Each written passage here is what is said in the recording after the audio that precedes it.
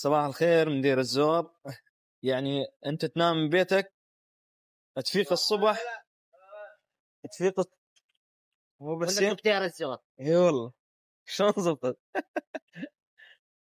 السلام عليكم متابعينا، شلونكم؟ شخباركم؟ اليوم احنا مدينة دير الزور او محافظة دير الزور، انا والشيخ غليص طالعكم جولة على كيفكم.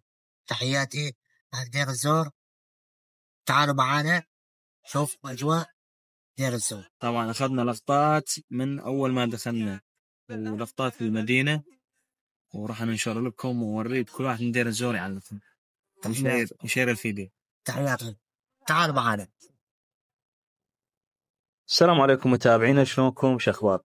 هنا وصلنا مدخل دير الزور وفتنا بيها، وصلنا المعبار وكان أجمل صباح شفناه.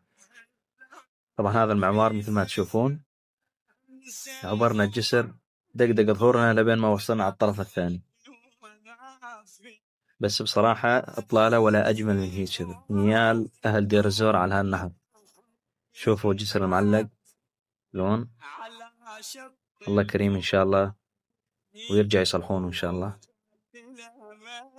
شوفوا ما أجمل الفرات، شوف تفضل. طبعا هنا يمكن تعرفون والبلم، السفينة ذكرتنا بأيام الخابور أولي. دخلنا دير الزور ويمكن هذا شارع سينما فؤاد حسب ما قالوا لنا. بينا أنا وغلاس قلنا لا نفطر قبل ما نصور شيء. مطعم جنب شركة سيريتيل، مطعم البركة، الله يرزقهم يا رب. خلصنا فطور وطلعنا كمل.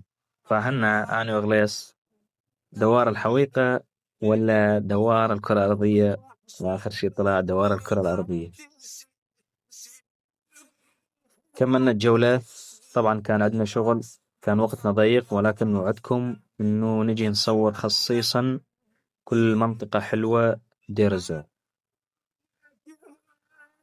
ما شاء الله رغم الدمار وبعض الأماكن، بس في إطلالات ومناطق حلوة وجميلة.